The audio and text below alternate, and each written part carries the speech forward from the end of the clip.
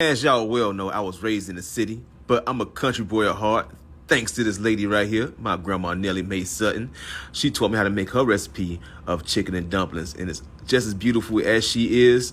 Oh my God. I'm gonna teach you guys how to make it. Come on in this kitchen. All right, y'all. First things first, you want to go ahead and put your chicken in some water. I cleaned them already, of course, but don't cut that fat off. You need that fat. We're gonna start off with 2 stalks of celery. We're gonna chop that up, and we're gonna do a whole sweet onion. You're gonna chop that up as well. And yes, for my chicken, I'm using some dark meat. I use some legs, thighs, and chicken backs. Now, you can use whatever chicken that you would like to.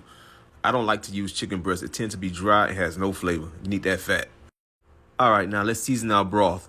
I'm going to start with some black pepper. I also use some onion and garlic powder as well. I didn't put it in the video. I forgot to film it. Next, I'm going to add in some chicken base. I do not like using chicken broth or chicken stock because it doesn't have enough flavor for me.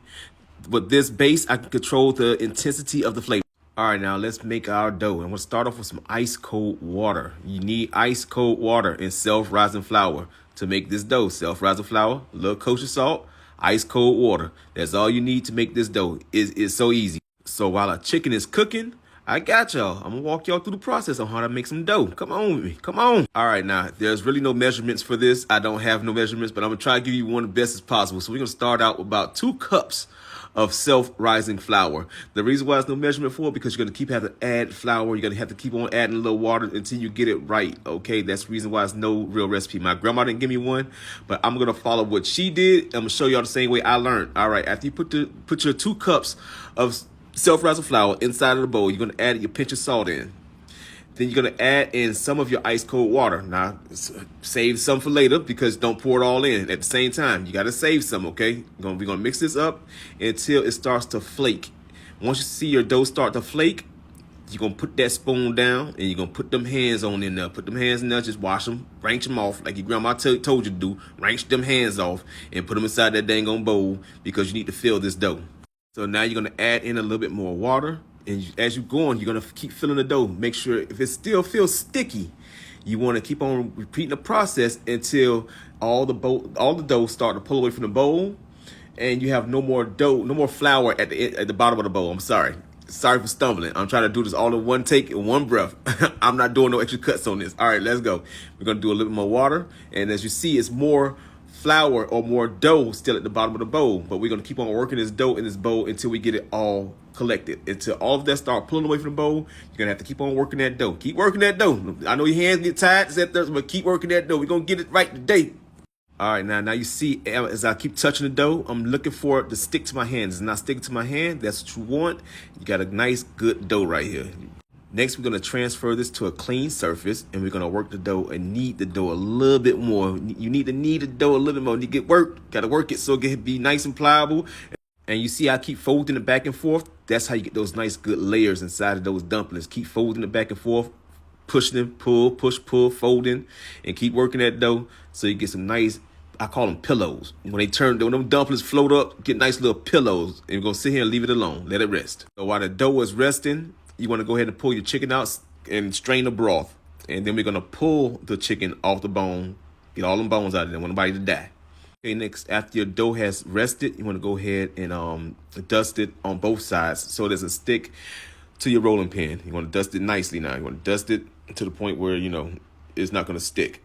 And then next, what you're going to do is you're going to take your rolling pin and you're going to dust that too as well so it doesn't stick when you're rolling it out. And we're going to roll this until we get it paper thin. So it's going to take a little process. This is the longest part of making chicken and dumplings. But I promise you it's well worth it. It's well worth it. And it's not as hard as it looks. You're going to keep on pulling the dough back and forth and throwing more flour up underneath it so that it doesn't stick. And then you can continue rolling it out until it's paper thin. That's the trick to getting the best dumplings. You want your dumplings to be paper thin like this. You can almost see through it, but not tearing apart.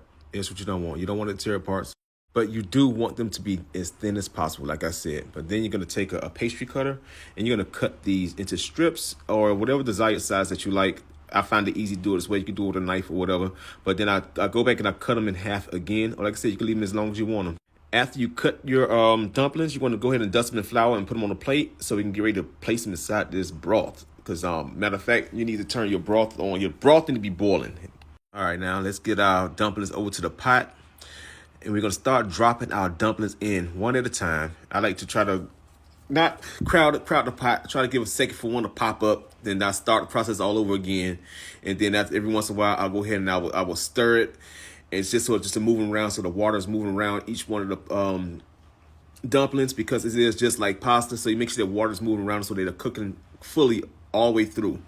And another thing, I know that most people like, I didn't see you add no shortening to the dumplings, but my grandmother never did. She always just did just those 3 ingredients, and that was it. And I never had a problem. All right, now, so what I added to that was some basil I added. That's going to give it a little color. And then I'm going to add in some carnation milk. Now, you can use some heavy cream or half and half, but carnation milk works the best. Then we're going to add our chicken back in here. Add our chicken back in. After you add all your chicken back in, you're going to add in a pat of butter. More like about half a stick of butter, unsalted. I didn't show it in the video, but then we're going to let our dumplings cook a little bit longer, just on low, right before we get ready to serve them. And you already know what time it is. They don't sat there, don't thickened up a little bit. Yeah. Chicken and dumplings, baby. You see them? You see them? And I know my grandmother's smiling down on me from heaven that she taught her grandson real well. Because guess what? My mama don't even know how to make these. I have to make them for her. So I'm glad my grandmother taught me this recipe, and I'm teaching to you all. I hope you guys really enjoy this recipe because it's something close and dear to my heart. Enjoy, y'all. And you already know, you like what you see? Try it.